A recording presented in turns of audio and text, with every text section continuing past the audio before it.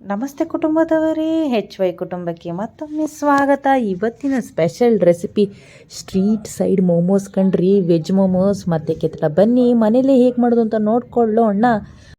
ಮೊದಲು ಒಂದು ಕಂಟೈನರ್ಗೆ ನಾವಿಲ್ಲಿ 1/4 kg ಮೈದಾ ಹಿಟ್ಟನ್ನ ತಗೊಳ್ತಿದ್ವಿ. ಆದಮೇಲೆ ರುಚಿಗೆ ತಕ್ಕಷ್ಟು ಉಪ್ಪನ್ನು ಕೂಡ ಆ್ಯಡ್ ಮಾಡ್ಕೊಳ್ತಾ ಇದ್ದೀವಿ. ಇದನ್ನು ಚೆನ್ನಾಗಿ ಮಿಕ್ಸ್ ಮಾಡ್ಕೊಳ್ಳೋಣ. ಅದಾದಮೇಲೆ ನೀರನ್ನ ನೋಡಿಕೊಂಡು ಹಾಕ್ಕೊಳ್ಬೇಕು. ಕನ್ಸಿಸ್ಟೆನ್ಸಿನ ಮೇಂಟೈನ್ ಮಾಡಬೇಕು. ಚಪಾತಿ ಹಿಟ್ಟಿನ ಅದಕ್ಕೆ ನಾವು ಇದನ್ನು ಕಲಿಸ್ಕೋಬೇಕಾಗುತ್ತೆ ಸ್ನೇಹಿತರೆ. ಜಾಸ್ತಿ ನೀರು ಹಾಕೋಬೇಡಿ, ಮೆತ್ತಗಾಗ್ಬಿಡುತ್ತೆ. ಅದಕ್ಕೋಸ್ಕರ ಅದಾದಮೇಲೆ ನೋಡ್ಬೋದು ಈ ಥರ ಕಲಸಿದಾದಮೇಲೆ ನಾವು 1 ಟೇಬಲ್ ಸ್ಪೂನಷ್ಟು ಎಣ್ಣೆ ಹಾಕಿಟ್ಟು ಇದನ್ನು ರೆಸ್ಟ್ ಮಾಡೋಕ್ಕಿಡೋಣ. ಒಂದು 15 ಮಿನಿಟ್ಸ್. ಅಷ್ಟರೊಳಗೆ ನಾವು ಮೋಮೋಸ್ಗೆ ಬೇಕಾದ ಸ್ಟಫಿಂಗ್ ಮಾಡ್ಕೊಂಡು ಬನ್ನಿ. ಒಂದು ಪ್ಯಾನ್ಗೆ ನಾವಿಲ್ಲಿ 2 ಟೇಬಲ್ ಸ್ಪೂನಷ್ಟು ಎಣ್ಣೆನ ಹಾಕ್ಕೊಳ್ತಾ ಇದ್ದೀವಿ. ಎಣ್ಣೆ ಕಾದ್ಮೇಲೆ ನಾವಿಲ್ಲಿ 1/4 kg ಎಲೆಕೋಸನ್ನ ತುರ್ಕೊಂಡಿದ್ದೇವೆ. ಇದನ್ನು ಕೂಡ ಚೆನ್ನಾಗಿ ನಾವು ಫ್ರೈ ಮಾಡ್ಕೋಬೇಕು. ಹಸಿ ವಾಸನೆ ಹೋಗೋವರೆಗೂ ನಾವು ಫ್ರೈ ಮಾಡ್ಕೋಬೇಕು. ಅದಾದಮೇಲೆ 1 ಕ್ಯಾರೆಟ್ನ ತುರ್ಕೊಂಡಿದ್ದೀವಿ, ಅದನ್ನು ಕೂಡ ಸೇರಿಸ್ಕೊಳ್ಳೋಣ. ಅದಾದಮೇಲೆ ಇದನ್ನು ಕೂಡ ಚೆನ್ನಾಗಿ ಈ ಥರ ಮಿಕ್ಸ್ ಮಾಡಿಕೊಂಡು ಫ್ರೈ ಮಾಡ್ಕೊಳ್ಳೋಣ. ಅದಾದಮೇಲೆ ರುಚಿಗೆ ತಕ್ಕಷ್ಟು ಉಪ್ಪನ್ನು ಕೂಡ ಸೇರಿಸ್ಕೊಳ್ಳೋಣ. ಇದನ್ನು ಕೂಡ ಚೆನ್ನಾಗಿ ಮಿಕ್ಸ್ ಮಾಡ್ಕೊಳ್ಳೋಣ. ಇದು ಕೂಡ ಚೆನ್ನಾಗಿ ಫ್ರೈ ಆಗಬೇಕು ಸ್ನೇಹಿತರೆ. ಅದಾದಮೇಲೆ ನಾವು ಚಿಕ್ಕದಾಗಿ ಹೆಚ್ಚಿರೋಂಥ ಟೊಮೊಟೊ ಹಣ್ಣನ್ನು ಕೂಡ ಹಾಕ್ಕೊಳ್ಳೋಣ. 1 ಟೊಮೊಟೊ ಹಣ್ಣು ತೊಗೊಂಡಿದ್ದೀವಿ ನಾವಿಲ್ಲಿ. ಅದಾದಮೇಲೆ 2 ರಿಂದ 3 ಎಲೆಯಷ್ಟು ಕೊತ್ತಂಬರಿ ಸೊಪ್ಪನ್ನು ಕೂಡ ಚಿಕ್ಕದಾಗಿ ಕಟ್ ಮಾಡ್ಕೊಂಡು ಅದು ಕೂಡ ಹಾಕ್ಕೊಳ್ಳೋಣ. ಅರ್ಧ ಟೇಬಲ್ ಸ್ಪೂನಷ್ಟು ಗರಂ ಮಸಾಲ ಹಾಕ್ಕೊಳ್ಳೋಣ. 1/4 ಟೇಬಲ್ ಸ್ಪೂನಷ್ಟು ಖಾರದ ಪುಡಿ ಹಾಕ್ಕೊಳ್ಳೋಣ. ಇದನ್ನು ಕೂಡ ಚೆನ್ನಾಗಿ ಫ್ರೈ ಮಾಡ್ಕೊಳ್ಳೋಣ. ಇನ್ನೇನು ಸ್ಟಫಿಂಗು ರೆಡಿ ಆಗೋಯಿತು ಸ್ನೇಹಿತರೆ. ಸ್ಟವ್ನ ಆಫ್ ಮಾಡಿ ಇದು ಸ್ವಲ್ಪ ಹೊತ್ತು ತಣ್ಣ ಆಗಲು ಬಿಡೋಣ. ಈ ಕಡೆ ನೋಡ್ಬೋದು ಹಿಟ್ಟು ಕೂಡ ರೆಡಿಯಾಗಿದೆ ಮೋಮೋಸ್ ಮಾಡೋಕ್ಕೆ.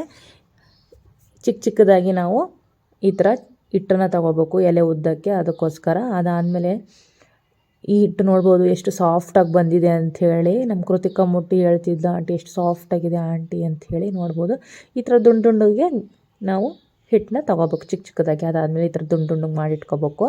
ದುಂಡುಗೆ ಮಾಡಿ ತಟ್ಟಿಟ್ಕೊಂಡ್ರೆ ಬೇಗನೆ ಉದ್ದಕ್ಕೆ ಈಸಿ ಆಗುತ್ತೆ. 2 ಸ್ಟೆಪ್ 3 ಸ್ಟೆಪ್ಪಲ್ಲೇ ನಮಗೆ ಎಲೆ ಬಂದುಬಿಡುತ್ತೆ. ಅದಕ್ಕೋಸ್ಕರ ಇದು ಸ್ವಲ್ಪ ಹೊತ್ತು ಆರಿದೆ ನೋಡ್ಬೋದು ನೀವಿಲ್ಲಿ.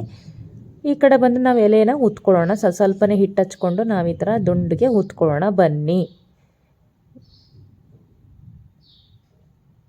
ನೀಟಾಗಿ ಈ ಥರ 2 ಮುಖಕ್ಕೂ ಸ್ವಲ್ಪ ಹಿಟ್ಟು ಹಚ್ಕೊಂಡು ಸ್ವಲ್ಪ ತಿಕ್ನೆಸ್ ಇರಲಿ ಉತ್ಕೋಬೇಕು.